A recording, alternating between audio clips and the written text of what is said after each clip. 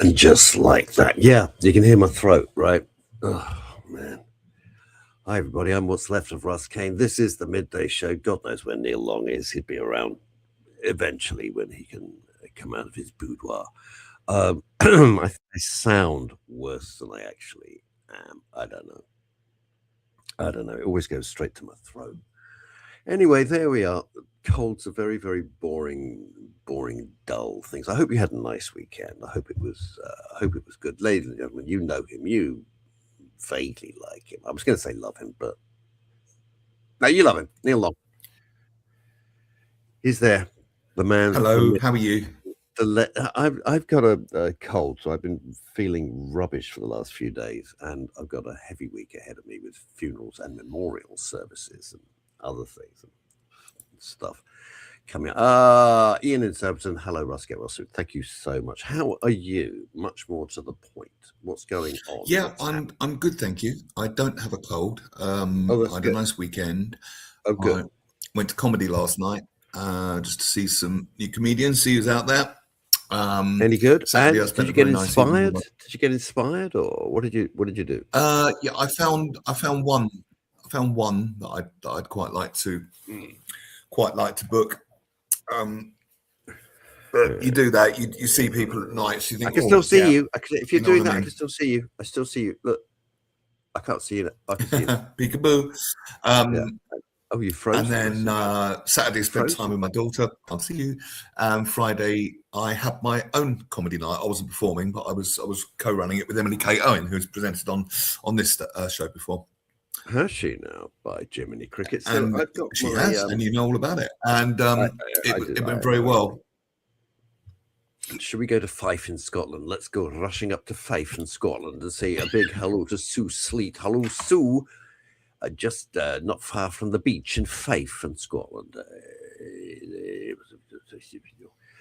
Yeah, here's the thing. So I always do this. So I kindly took up your very nice invitation to headline the show next month, right? And then I'm appearing in Crazy Cox on May the 5th, Tuesday, the first Tuesday in May. And of course, it sends me into a complete spiral of like, why it's so interesting psychologically. Why am I doing this? Why do I put this inordinate amount of pressure on myself? And we could explore that. I've started writing the routine. I've started writing it. You know, I have a special spiral book, and I start writing the routine, pages of it, pages and pages, and putting it together and stuff like that. Anyway, what's the answer? What's the answer to the question? Why do we do this? Do you feel you need... Okay, let me explore. Do you feel you need to be almost under stress to perform? Not particularly. I try not to be. It's just that some people say, "Oh, I couldn't get stuff done if I didn't get angry," and that makes no sense to me either. No, I mean I'm angry a lot. So is it just? Excuse me. Is it just the old imposter creeping in and going, "What are you doing?" I don't know why. It's all sorts of dumbass things. It really is. It's just it's a whole mixture of stuff. But you're a fantastic performer, but often the best people don't see it. Other people can see what they don't see themselves. But you've performed in pantomime. You've performed on the radio. You're doing it now. Yeah. Excuse me. Oh dear, I'm the one with the cold. You sound worse than I do. And you're actually really good at comedy as well. I'd never seen your stand-up before, and I thought it was super. I envy it. Thank you very much. You're very envy the politics of envy. Yeah. Not in a political way. Just envy. Maybe called the politics. I gain. Yeah, that'd be daft. Did you? You saw that thing about I was thinking about you with the Henry Hoover. The guy got arrested. It was fantastic. The what? Sorry. The bloke with the Henry the Hoover who got arrested on Facebook. I sent you the link. Right, interesting. I'm going to have to do something. Keep talking because there's a problem with some of the links here, so I don't know why. You're not linked anymore, so as we've discussed, I don't know why it's not going out on LinkedIn either. Ho hum. Never mind. You've got to reconnect. I know why. I can reconnect it now. My Facebook was My Facebook was hacked. Oh, the good guy, me, got locked out, and the bad guys were in there spending my money because Facebook. Oh my God! But it's clear now because they wouldn't let me reconnect or do anything on Facebook because this counts as running a live video, and they wouldn't let me do that. How did they stop that? I mean, how did you get them out? That's awful. That's horrible. By changing passwords and doing stuff like that. Wow. Oof. Wow. That's not good. Did they take a lot? I mean, how did you persuade these idiots? No, the money's all been refunded. I got it all stopped and all that sort of thing. They were doing it. I mean, we can use it as a learning moment for everyone. It was they do it in small amounts, so they think you won't notice. So it'd be £2 there, £3 there, but lots of them. So there were about 20 little transactions that I had to dispute, and they were selling these cheap, crappy Chinese lamps, which has got nothing to do with anything that I'm about.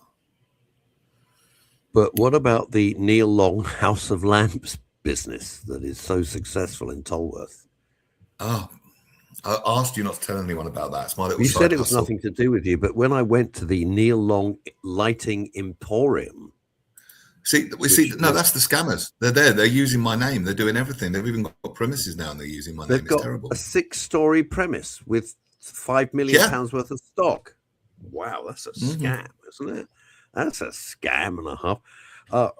What's going on? Hang on. Big message coming in. When I see a message the length of the Gettysburg Address, I always know it's Paul Claridge. Let's see what he has to say. Could you read this and say? Oh, morning, Paul. Hope you had a good weekend. No, I didn't. Anyway, go on. Been to hospital this morning for some poking and prodding. Nice. I was diagnosed with skin cancer 18 months ago. Don't worry, it's not dangerous. For when you hear the word cancer, you have to change your underwear, doesn't it? It's very slow growing, keeps coming back. Surgery followed a few months, apparently. Heading home now to take the dog for a walk. Well, that's everything we've caught up with Paul. Yes, there's 3 kinds of skin cancer. One is melanoma, that's the really bad one. The one in the middle is squamous, but the one that isn't really dangerous, hardly ever, is basal. So I'm guessing it's that one, and that's got 98%, 99%. 98.5 or something, a ridiculously high cure rate. Basal. Thank goodness for that. Basal. So it's not faulty. Oh, thank you so much. I'm here all week. Anyway, Did you watch any? I don't think you do. I don't think you'll think that The Night Manager. Wow. I watched all of the first series and I thought it was fantastic. Yeah, but I think I might need to rewatch the first series just to remind myself of all the premises before I watch the second one. But apparently, it's very, very good. It is very good, and I'm not going to give it. If you haven't watched it, I'm not going to do any spoilers. But it didn't end it did not end the way I was expecting. Everyone this morning is going like, "What? Because you think it's going one way. Very good, very, very good. Can I ask you what you think about something? Say again? May I ask you what you think about something, your thoughts? Of course you can. I'll throw this open to the people watching as well. Dialogue between you and me, my good friend. Lucy Letby. There's a documentary coming out on Netflix on Wednesday, which is a collection of all the evidence that apparently she didn't do it. And on this one, I'm not sure. And I think it's terrifying if she didn't, and is now serving a whole life sentence for something she didn't do. And I'm not convinced.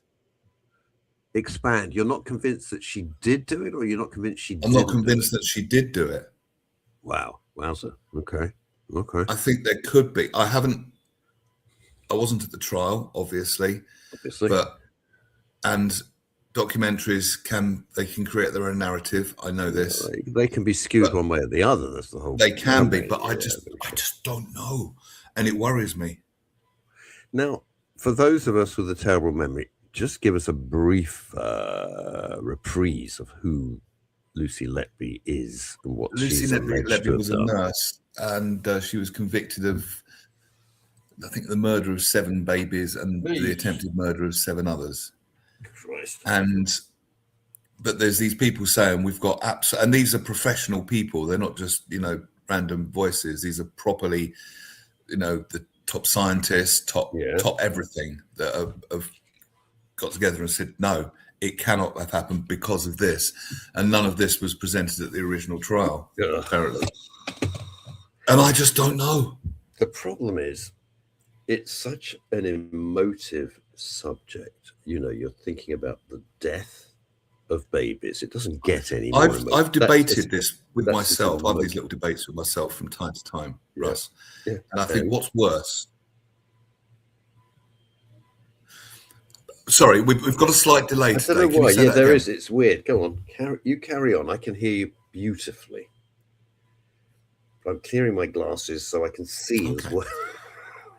I have these little debates with myself from time to time, and I think what's worse, a guilty person walking free or an innocent person being sent to prison for something? Oh, well, they're all terrible. That's like, do you want your left leg cut off or your right leg? But I would say if I had to pick one that was worse, I would say an innocent person going to jail for something they didn't do. If I had to pick the argument against capital punishment, which I'm in favour of, quite frankly. What, you're in favour of it being abolished or in favour of it happening? I'm in favour of it being reinstated. Are you? Yeah, totally. Always have been. Always have been. I disagree. I don't care that you disagree. I do care that you disagree because it's a debate. Mandy Miller, hello there. Good afternoon, Russell. Well, my reasoning on capital punishment is, what if they got it wrong? Look at then someone's going to die. That's it. And people have. They have, absolutely. They absolutely have. But do you remember that film, Let Him Have It? Yeah, of course I do. Yeah.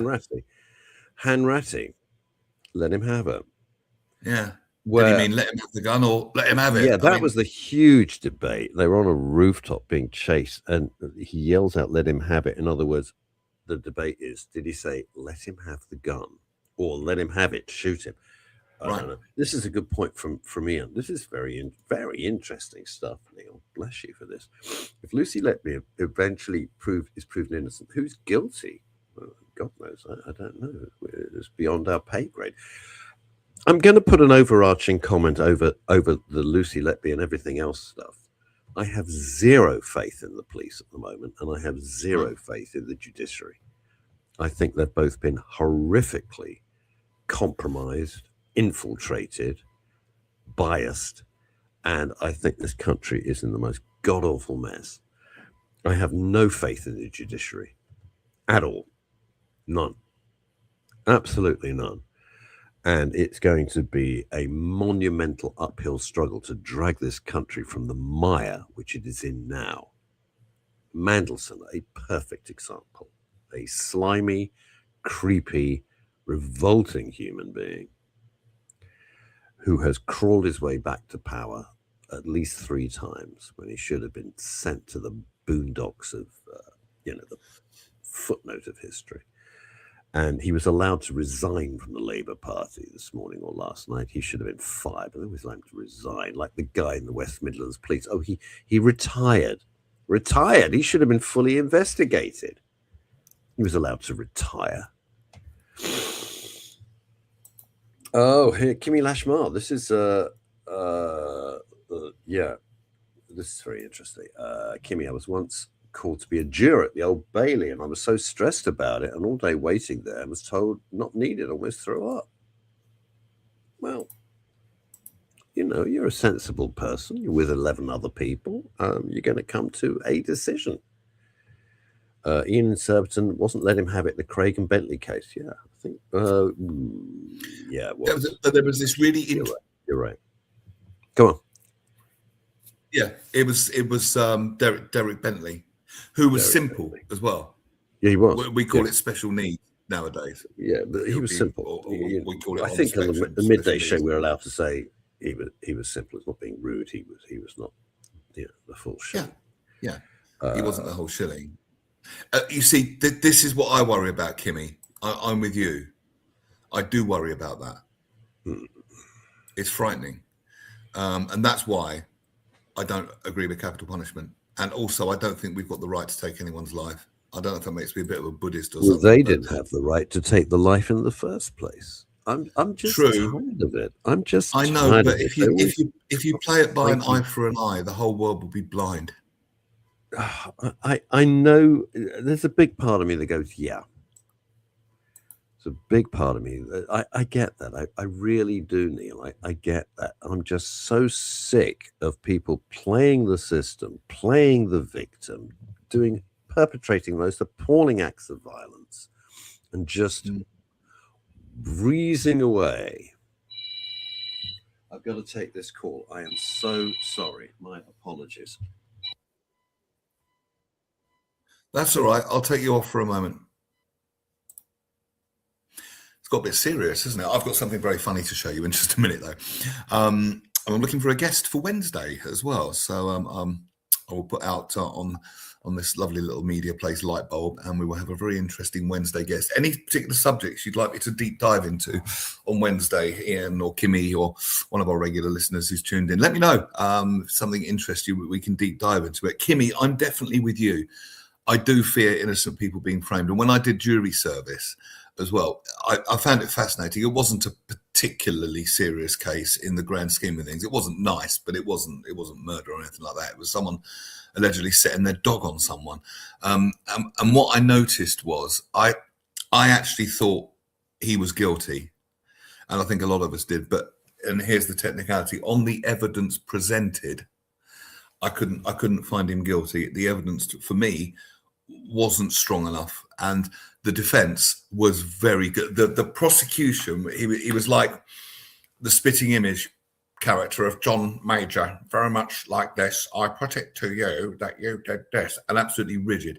But the defense lawyer was an actor, and he would say, "Did you hear that?" When someone says something, and he'd sweep the jury with his hand, and talk in this withering voice, as if everything being said is just utterly ridiculous, talking in this withering, contemptuous voice. And he was very, very, very good at his job. And the guy got off. Do I think he was innocent? No, I actually don't. But do we do it on the evidence presented, or do we do it on what we feel? Because that could open a can of worms, couldn't it? Hello, welcome back. So let me explain something. I'm so sorry. I'm sorry I take the call. I know people go, A, that's very unprofessional, and B, it's rather rude to Neil and to you. This is how it works, and I know it sounds very strange, but when a funeral director calls, they often... Oh, Neil, are you still speaking? Oh. No, I muted myself because I'm asking my producer to do something for me. Okay. Your producer. When a funeral director calls me, they've very often got the family of the deceased there with them in the office, in the funeral director's office. And because emotions are so heightened, and I had this last week, that the family need an instant reply. So one of the funeral directors sent me a text. I happened to be on the tube, so I didn't reply for like half an hour. It was a long journey. It's an hour's tube, a 45-minute tube journey, one end of one line to another where I was going. And I didn't get the job. They had to have a reply immediately. So I apologize for taking a phone call in the middle of the show. I know. But if you don't reply, the families get very, very, very nervous. And they need a reply instantly. So that's why I take the call. So I'm sorry about that. There we are. Weird thing. I did the funeral for a brother. Not my brother. I don't have a brother. And now the sister just died. Obviously, I think there's some sort of genetic, they could possibly have a genetic problem in the family, but it's horrible. I mean, I didn't do the funeral that long ago. Now the sister's died. There you go. Ho hum. Ho hum. Sorry. Right, let's get back to this. Kimmy, you would be one of 12 people on the jury. And you're an intelligent person. I'm not being patronizing. I'm serious. You're an intelligent person. You listen to the evidence and you base your verdict on the evidence that's presented to you. Plus, and this is not what you're supposed to do, I'm sure a gut feeling as well as the evidence. Now that is strictly not following the legal precedent, but we're all intelligent adults. And you get a feeling, or maybe They did an experiment on Channel 4. Yeah. Did you ever see that program on Channel 4? It was a mock trial with actors, very good actors, very convincing. And there were 2 juries, and each one didn't know the other one was there. Right. So we watching the watchers, we could watch them and watch them all have their debates. Oh, I like both groups thought they were alone. That's the bit of the experiment they weren't told. Right. And they didn't come to the same verdict. And the whole point of the program was to test the validity of the justice system we've got at the moment. And this bit always stuck with me. There was one girl on the jury, relatively young, in her 20s, and she felt under pressure. And the jury were voting, and it was only her to vote. And she went, I don't know, guilty. Yeah. Well. And on that pressure pick, on that alone, someone could have been, if it was real, could have been sent to prison. I agree. And that just can't be right. Longie, you're absolutely right. But what we're trying to do here, which can never be done, is build the perfect machine. We can never build the perfect machine. There's always going to be an error of margin. It's the best system that is available, a jury trial. And the fact that that buffoon and clown Lammy wants to try and get rid of it is another reason why these people have to be voted out as soon as possible. It's not the perfect system, because you will, when you get 12 people, some people will be more persuasive than others. Some people might be bullies. Some people will just go with the pack. They don't want to make a fuss and all this sort of stuff. But until you can find a better system, this one has lasted for thousands of years, hundreds of years, not thousands, hundreds of years. Nothing's perfect. Nothing's perfect. But it gives you the best chance. But you're always going to have bias as well. You're going to have bias. You're going to have prejudice. I think there should be such a thing as professional jurors that go through a 5-year training, a 5-year training to do it properly. These people have no understanding of the law. No, they don't. They're just people off the street like you and me. Well, that's right. 12 good men and true. That's right. Yeah. Yeah, but people aren't perfect, and people have biases, and people hear what they want to hear a lot of the time. But that's totally so. You're totally right. Of course they do. But they go through life like that. I mean, look at, guys, look at social media. Look at social media. It's full of raving lunatics who lie detectors, Mandy, are this is interesting. Not particularly reliable. All they do is you probably know this, but it's based on the premise that when you lie, your heart's going to beat faster and you'll sweat a bit, and it just picks up on that. But that happens if you're nervous. If you're in a situation being accused of something, you're going to be nervous, and it's not admissible in court anyway, and that's why.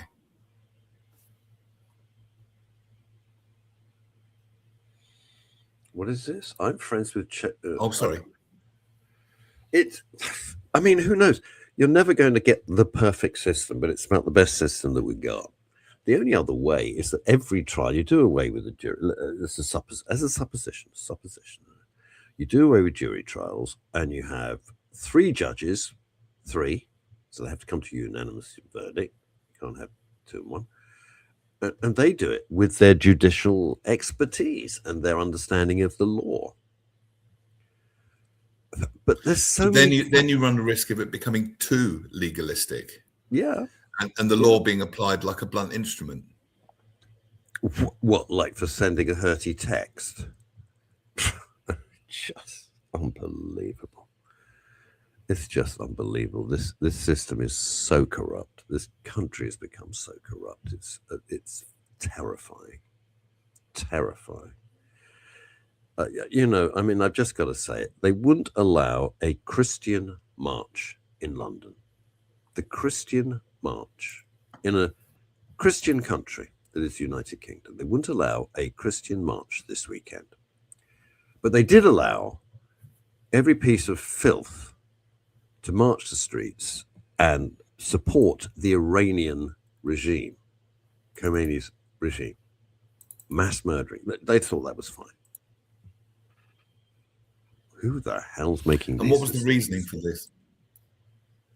You know the real reasoning for it, because they bow down to the pressure group, like the West Midlands Police and the rest of them. They're a disgrace. Shocking. Should never have happened. Should never have happened. It's appalling. Absolutely. It's going to need not just a root and branch. It's going to need the most thorough root and branch sorting out, if it's even possible. That's a very good question. Sadiq Khan, the worst mayor London has ever been blighted with, an appalling man. Does he have the last decision? I don't know. I don't know who does it. Of course he does. He needs to go, and I'm sorry, I think the head of the Metropolitan Police needs to go as well. But that's just it's all got very serious. Would you like to hear my spoof Sadiq Khan song to lighten things up a bit? Is it?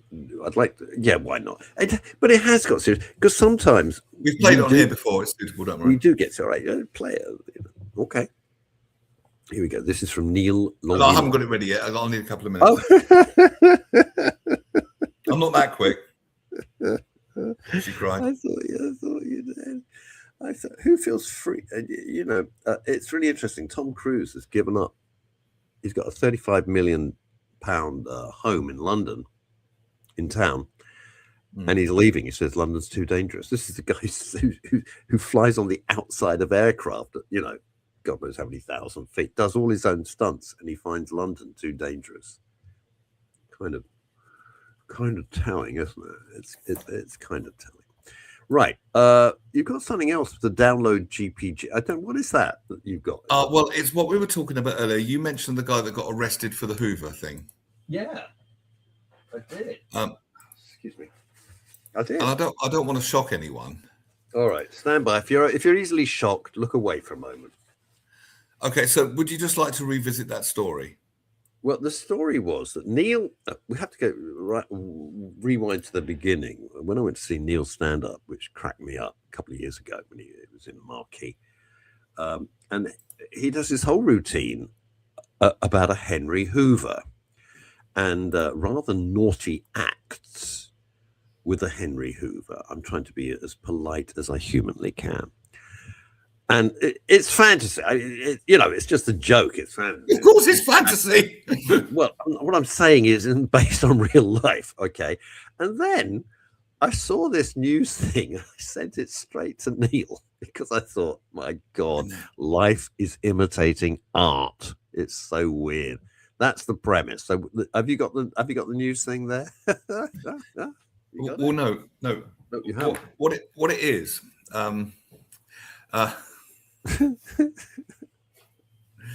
He's a screen cleaner. Oh, is it? Oh, right. Okay. So it's a joke about a lonely man doing unspeakable things with Hoovers, right? Yeah, like buying. And then I was doing a gig once, and first of all, there was a nurse in the audience, and she asked her, I said, "Is it a thing?" She went, "Mm-hmm." Oh, yeah. And then another time, this guy came up to me, and he showed me this on Twitter, as it was at the time. Yeah. This is a government document. Okay. It's a hardback book, as you can see. Yeah. Penile injuries incurred through interaction with vacuum cleaners. Good God. Volume 22. Holy moly. 22 Look, volumes. That is a thing.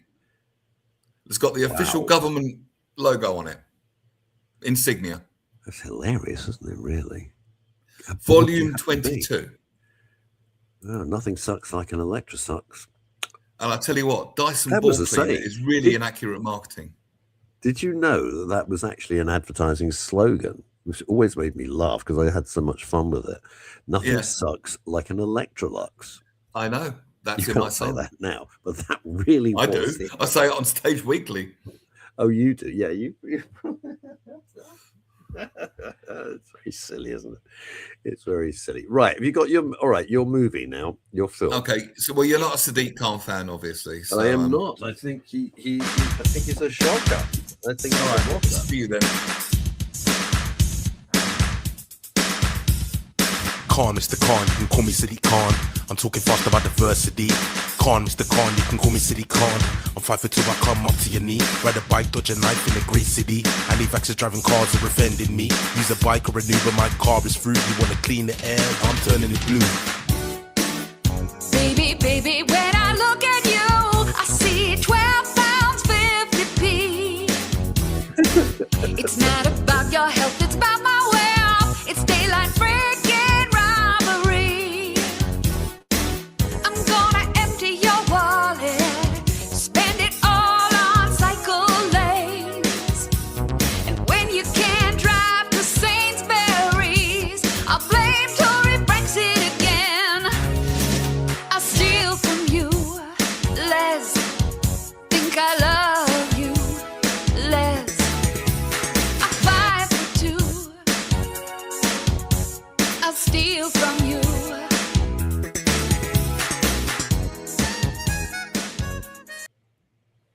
There we go. So horribly true. That is excellent. When they brought in electric cars years ago on this show and its predecessor, I said, this is just a con. I said, they will suck you all in, get you to do it, and then they'll slap on the charges because some genius will suddenly realize, wait a minute, we're losing millions of pounds on petrol tax. The tax you pay when you fill your car up at the petrol station, right? Why is that? Because it's disgraceful, and it's done nothing to help the traffic. It's done nothing. It's a stealth tax. It's what it always was. It's an absolute stealth tax. Who do you think pays it? We do. If you've got a van or you've got to do, you're a plumber, you're an electrician, you're whatever you're doing, you're carrying loads of equipment, put it on a bicycle while you grow up, put it in a van, they have to pay extra. Who pays that? Their customers do. Of course they do. I'm going to pass those charges on. Ian makes a very good point. This ghastly little man says London is so safe, blah, blah, blah, blah, blah, and all the other bullshit he comes out with. London is very safe. You're Mayor of London, Home, 4 police and an armoured car. He sits in an armoured Range Rover in a convoy of Range Rovers, but you've got to go on a bicycle. It's absolute communism at its finest, isn't it? It's communism at its finest. It's 1984 and it's Animal Farm. And Liz makes a very good point. Liz, Better Call Saul. The price of congestion charge has gone up since this song. It's a very clever song. Has it gone up? Is it not £12.50 anymore? What is it now? No. The congestion charge. The ULEZ, I don't know. I'm not involved in ULEZ. Even though I've got a 10-year-old car. Yeah, I think the ULEZ is still £12.50, isn't it? It might be. I think that what she might be getting confused with is congestion is, I think, 15 quid a day. Yeah, it is. I won't pay that. Screw that. Go for a tube. And that's that tube and walk. That's it's £12.50 a day. But ULEZ. Yeah, I live in no man's land. Live in London, but outside ULEZ, says Ian. I don't. I'm in bloody ULEZ. It's 18. Mandy, don't we? You are joking me. Holy crap! Look at this. I didn't know congestion was 18. I refuse to drive into London. He's not getting a penny of my money. That creep. £18 a day. Wow, it's very interesting. What was that? Zipcar. Do you remember Zipcar, which was a great idea? Yes, Zipcar is a division of Hertz, as it happens, and now they've pulled out of London. They can't. They've just given up. Zipcar's given up. And I don't blame them. They just can't deal with it. So they're closing it. They're closing it down, which is a shame. It's a great idea. I've used Zipcar in the past. Terrific idea. You need to get from A to B and you're carrying stuff. So that just gone up. Of course it has. They don't care. They really don't care. And they spaff it up the wall on absolute garbage. So, it's like, are the potholes any better? No. Is the traffic flow any better? No. So where does the money go? Thank you very much. It's just ULEZ the same. Congestion, 18 quid. £18. Wow. I didn't know that, Liz. Thank you. Thanks, Liz. That is shocking. The ULEZ thing, okay. It's awful for chauffeurs. Well, it's bad for everybody, isn't it? I mean, that's 18 quid before you've had it's money in Sadiq's pocket. Well, it's not in his pocket. I mean, his pocket, but he won't answer any questions. He's so oleaginous. He just refuses. I mean, what was that word? Oleaginous, oily, greasy. It's a negative term for being slippery. Oleaginous. Never heard that word before. Yeah, well, there you go. When you're on paracetamol and ibuprofen, your vocabulary just extends. It's a miracle. It's a miracle. And everything's beautiful, man. Everything's just. I just say love and peace everywhere I go. I know it's like being a member of Pink Floyd. All of a sudden, we are in the luxury. Oh, Mandy, yes, of course, we're in the luxury. Yes, we're in the luxury chauffeuring business I was referring to. I'll tell you something. I'm not going to name the firm, Mandy. I can discuss it with you privately one day if you want. There was a famous firm that offered really good service. Boy, have they gone downhill. Have they gone downhill? You know, you might as well just get an Uber, which I haven't had. I haven't gotten an Uber for years. But this firm has I'm going to be careful, has a contract with a very major radio station, and they very kindly, because it finishes very late at night, they take me back by car. The driver hit the curb. I'm sitting in the back. I felt so unsafe with this guy in this very major firm. So unsafe. And then he just rode up on the curb. If I could have got out, I would have, but it was the middle of the night, so I actually wasn't prepared to do that. But I couldn't wait to get out. And I complained. I wrote an official complaint to the company, never heard back. So they're quite happy to have drivers of such poor quality and caliber.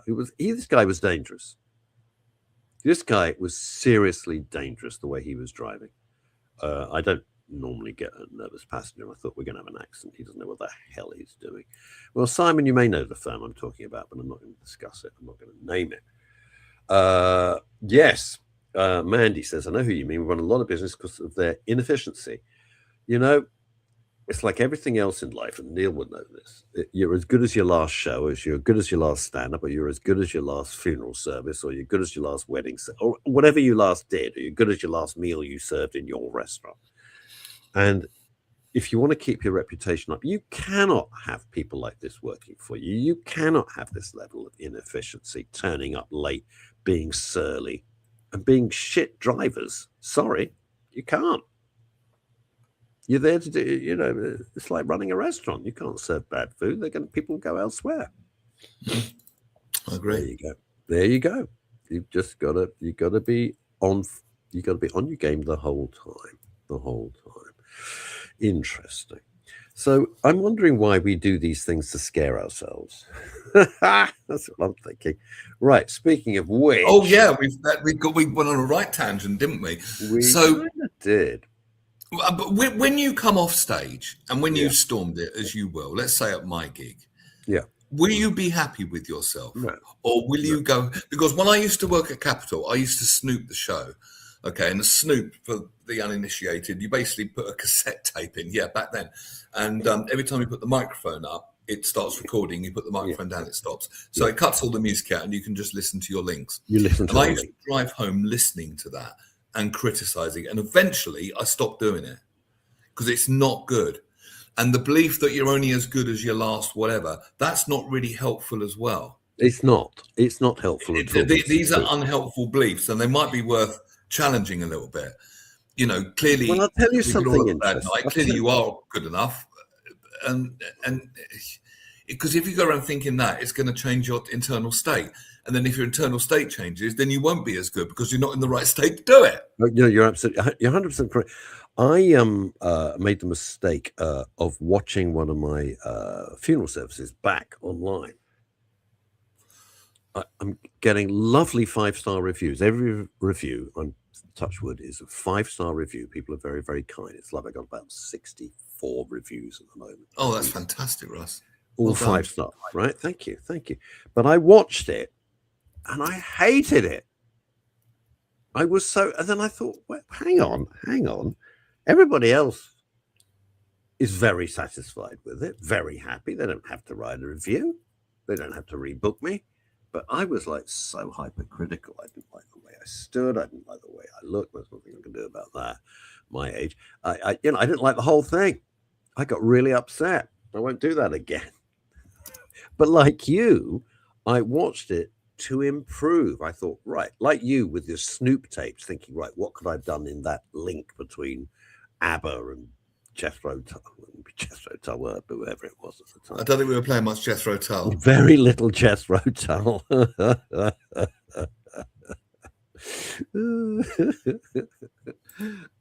They were a great band. I saw them at Royal Albert Hall. They were fantastic. Anyway, you do it in order to make yourself better, correct? You're not sitting there with an ego trip. You're sitting there thinking, right, I could have done that a bit better. I could have tidied that up. I could have made that a bit smoother. I could have shortened that. I could have, made more of that. Yeah. And I did it thinking, what can I do to improve? It was a terrible mistake. I wish I hadn't done it, to be absolutely honest with you. I really did. You're so right about the internal voice. I mean, it needs a like. Well, there's nothing wrong with. There's nothing wrong with thinking how can I do better, but done from a place of I'm not good enough and I need to get better is really unhelpful. When no, I'm not there. I'm not doing that. A much more self-compassionate way of doing it is saying, well, of course I'm not perfect at it yet. We all learn by doing, and I'm willing to take the feedback and learn and grow as much as I can. Now that is a completely different thing. And Dave says the self-critic is a powerful tool when kept in check. I agree with most of what Dave Sleet says, but actually I disagree on this. It depends what kind of critic. Is it a self-critic that's never got anything good to say, like a troll, in which case I disagree with you?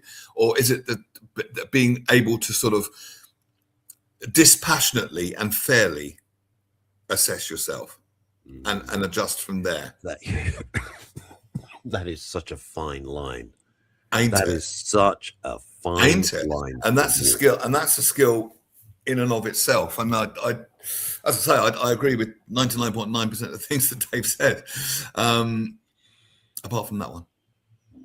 Possibly apart from that one.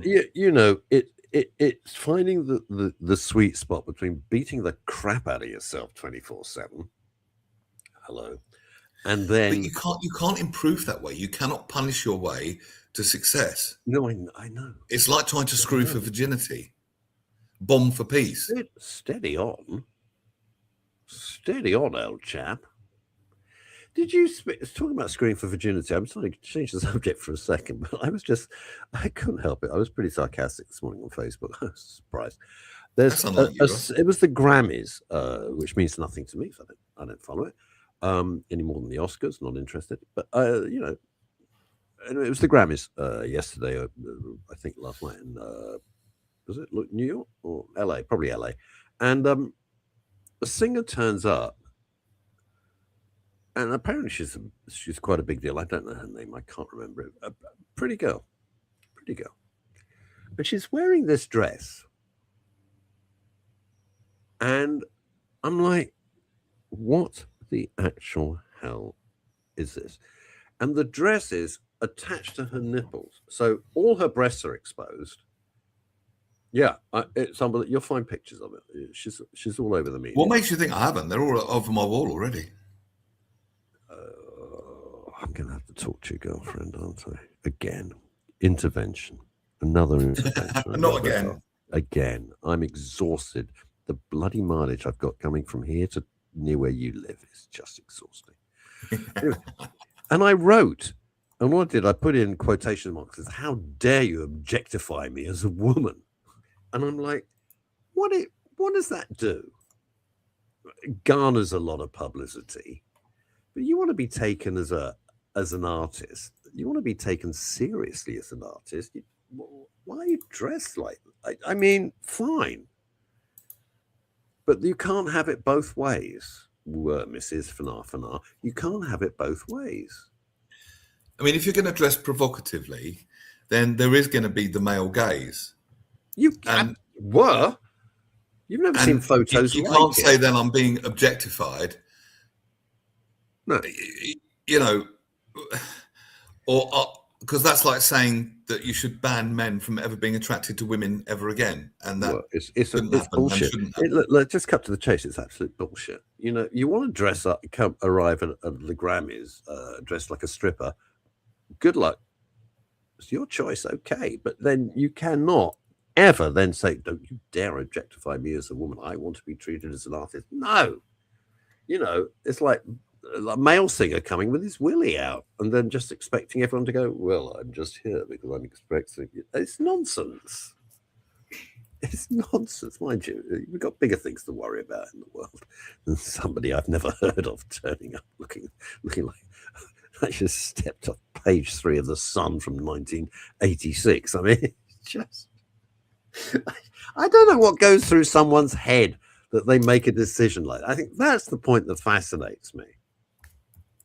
At what point do they say, I'm going to go to a dress, this thing, the world's press will be there. I want to garner attention, so I'll show everybody everything, right? I don't mean it was low cut. I mean, literally, it was... You have to show the pictures. I don't know if I can find it. Who was it? I need to look this up now. I don't know what her blooming name is. Hang on, I have to look on another phone. I have to look on another people phone. That find out her name got a bit distracted. They put these pictures up because I think people think, oh, I bet Russ is upset because it was a low cut dress. No, it wasn't a low cut dress. It was no dress. There was nothing. While you're looking that up, the self-critic says, Dave, it's just perception. It's the balance that keeps the value of perception in check. When we take all the information as just someone's perception, that when we can apply the TUB rating or TUB rating, what does that stand for, Dave? To that perception, we can keep it in balance. Yeah, I thought you'd have a good answer, Dave. I didn't think. Thinking about it, you wouldn't answer that way, given everything that you know. So I retract what I said. Oh God, what the hell's the name of this girl? Ian, my fashion includes safety pins, damn sexy compression socks. God, I bet you're a catching Surbiton, aren't you, Ian? I would. Now we're descending into lunacy. Grammys in. I'm getting there. Keep chatting. Chat amongst yourself. Oh, her name's Chapel Roan. Oh, she's a pop star. She's got. Is she? I've never heard. Yeah. Do you know what the name of one of her songs is? The Giver. She's giving. Right, she is so. All right, here we go. I don't know if you can see this. I'm gonna. Crap. Right, here we go. There you go. There's her dress. That's her dress, ladies and gentlemen. Good Lord. Yeah, you see, I wasn't making that. Everyone thought. I bet they thought, oh, she's showing a bit of décolletage. No, she turns up going, look at my tits. Look at me. Aren't I fabulous? Well, and then she complains about being objectified. Explain this. She has no right. She can never, ever, ever complain about, sexualization and being. Look at this. Look at this. You wouldn't get Vera Lynn doing that. Can you imagine Dame Vera? Bless her. Look at. You need a much wider angle on the lens. They've had to blur this, but you can see I wasn't joking. That look where the dress is. There you go. That's Chapel Roan, whoever the hell she is. In real life, I have no idea. Is she good? Is she a big deal? You're young. It's not a bad song. It's country's become cool again. She's a modern country star. The joke is begging to be done, and I'm not going there, but I nearly did. And as Mandy Miller says, "Blimey!" I just don't like it. I can't get my head around it at all. A very attractive girl, absolutely. It's very difficult to get your arms around, let alone your head round. Well, I don't know. You could just make motorbike noises. Anyway, most fashionable women currently always dress chic. Zendaya. Oh, she was in Dune, wasn't she? She was rather good. She was in Dune and quite a few other. Have I got the right person? I think I got the right person. Well, if you like this sort of ridiculous chit chat, I'm going to put this up. What do we got? What's this? This is for Feb. What's this? That's this week. What's happening this week? Oh, you put that up. That is a comedy night happening on Thursday. Okay. Are you running these nights? What's the deal? Are you running these nights now? Are these your things? I'm running these nights now. Yes, I ran one last Friday. It went really well. The guy you see in the top right, he's just won Leicester Square New Comedian of the Year. Roman, my eyesight's just goes crap. Is it really, Roman really Harris? good. I can't read it. Yeah, Roman Harris. What's that name? He's going to be big. He's going to be big. Okay. Yes. So if anyone would like to come, just hit me up on the socials and I'll give you a discount code. We've got a few tickets left. It's Ian says, actually, I don't find that look sexy. Well, it's no, neither do I. Can we see it again to make sure? It's not sexy, is it? It's so overt.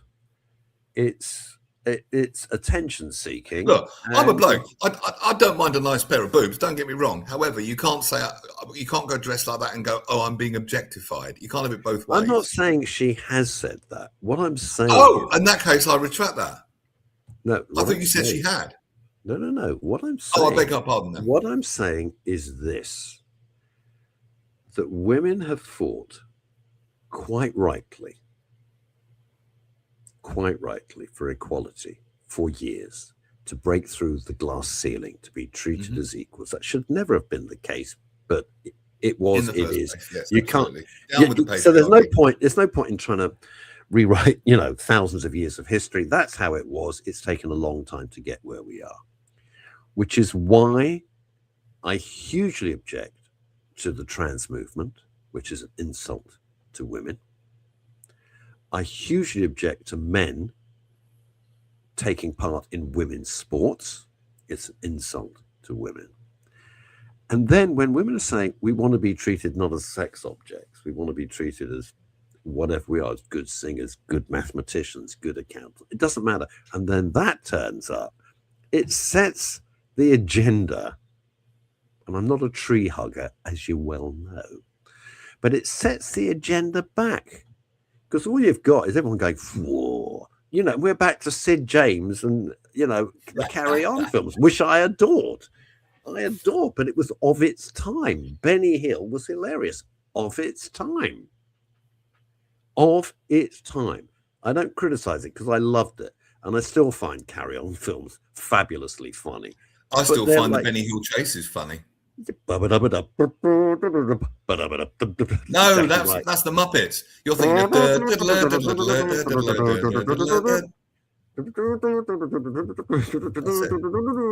that one. What's it called? Hang on. Ian wants to be treated as a sex object. Specsavers are very popular. Just living in Surbiton makes you sexy in my eyes, he is fella. Sexy. He is obviously. He just oozes sensuality. Do you see my point about that? Is she a pretty girl? Yeah. Can she do what she wants? Yeah, it's none of my business. But there are ramifications for that. No one was offended then. I'm not offended. No. Rosie, I think you know by now it takes a hell of a lot to offend me. The marches in London on Saturday, they deeply offend me. I wasn't offended by that. I'm not offended. Do I think, morally it's wrong? I couldn't care less. Do what you like. But it comes with consequences. It comes with sore nipples by the looks of it. It would be very, very tricky. A strong breeze, and that thing could have come flying off and it would have hurt. Yeah, that would have been awful. That's my point. I'm not being prudish about it. I'm just saying, I just think I just don't get it. Anyway, good luck to her. She'd probably sell a load more records because come on now. Oh, what is this? Oh, Rosemary.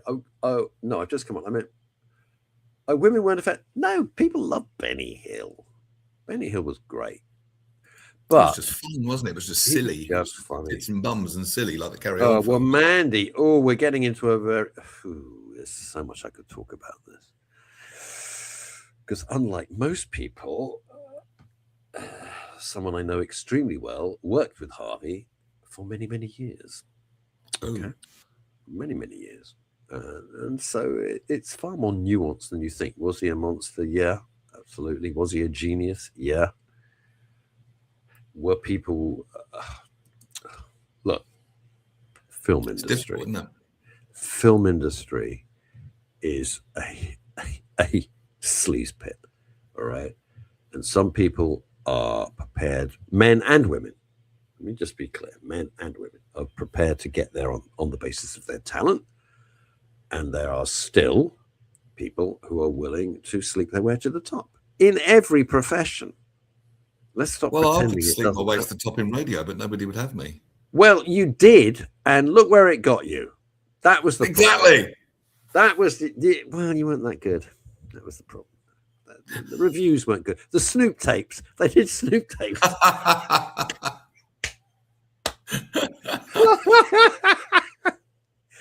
And are we going to go through your performance now? Oh, God. Not very good at this stage. I was trying to avoid this because I know you get very upset, but we had a boss that was the most terrifying person I have ever. I've worked for some scary people. This guy was off the scale of really scary. I mean, even Tarrant, we avoided this guy like the plague. And a Snoop tape means that they will listen in on your show. And as Neil has explained, which he did it for his own personal, growth. But what they do is it cuts out the music and it just takes what you're saying. Ooh, that was ABBA. And now here's, Fleetwood Mac. It's 903. All this nonsense, right? And you'd be called in. Thank God, not me. Never happened. Because, may I have a word? And you'd go, poor sod would go in, I've been listening to the Snoop tape. And he'd press the play, and some poor sod will have made some tiny error. You think that's acceptable? It was just horrendous. Just so scary. I mean, thank God it never happened to me, but jeez. He did not believe in leadership through collaboration. No, to say the least, no. He believed in leadership through terror. He was like Pol Pot, this guy. All right, what is this? Could you read this? Can you the world has lost its capacity to see cause and effect, swallowing headlines over details. Ooh, that one I'd have to think deeply on. Well, hang on, Dave Aisley. He got promoted last week. Formerly he was Dave Beasley, but he's been so good, we promoted him to Dave Aisley. The world has largely lost its capacity to see cause and effect, swallowing headlines over deep. I think it's a bit more than that. We have been trained quite deliberately. Well, Andy Warhol said everyone's like famous for 15 minutes. Oh, well, now everybody's famous about 15 seconds, right? That's number one. Number two, I do believe with social media and all of the stuff that Neil talks about so eloquently about the dopamine hits and all of that ghastly crap, is that a lot of people have lost the ability to concentrate on anything. And if they can't get through it in 10, 15 seconds, they won't do a deep dive into the subject. Right? And that is why the news can get so twisted. Yeah, and truth gets kind of clouded and lost. BBC News isn't BBC News, it's propaganda. It's disgusting. But I don't know if they've lost its capacity to see cause and effect. I just think people have been deliberately dumbed down, very deliberately dumbed down, because you've got a stupid population, you've got a compliant population, and a compliant population is much easier to control than a population that actually thinks for itself. That's the problem that you have. And when you've built an entire generation of people who, and I'm way too old for that because I'm a boomer, right? But when you've got an entire generation who are offended and have a nervous breakdown if the wind changes direction, you got a major problem on your hands, You really have. You really have. It's as simple as that. I'm not putting Ian's comment up because it's very naughty. Right. There were some other comments that I really like. Been a very interesting show today. I'm not going to put these up because they're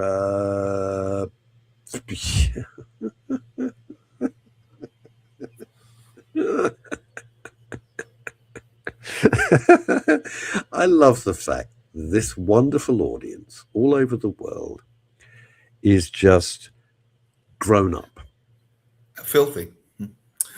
No, they're just grown. We're just grown up. We're just grown ups living in the real world, not in the pretend world of the television companies and everything. They're just grown ups who look at the world. People like Rose, everybody like Dave with his intellectual look, Rosie because she's lived the life, Rosemary Jessup, everybody else.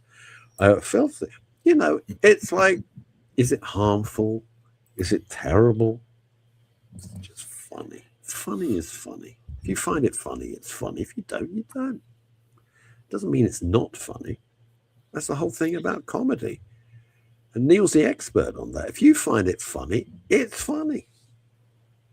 If you don't like it, it's not funny to you. If you want to come and see some funny people on Thursday in Hampton, message me if you're watching. Beautifully done, Neil. Beautifully. And I'll give you a discount. And can I just plug our headliner for next month at the Clap Comedy? Russ Kane. Oh, I've heard he's great. I've heard he's marvelous. He's not bad. I'm doing a 20-minute spot, which I'm actually really nervous about, but I'm working on it now. I'm going to ask you, while you're here, what's the average age of the audience at the Clap Comedy Club? Because it depends on my material. 25 to 55, maybe 35, 55. Okay. No, not Russell Kane. I can't make it. Oh, that's so rude, Mandy Miller.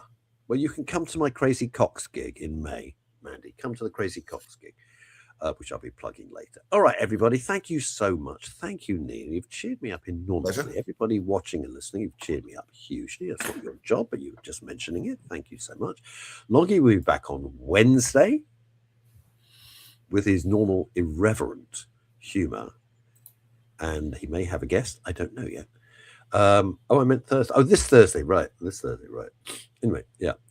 And I'll see you on, God willing. Oh, I won't see you Friday, actually. Got a funeral. But I'll see you next week. Take care, everybody. Good afternoon. See you Wednesday. Bye.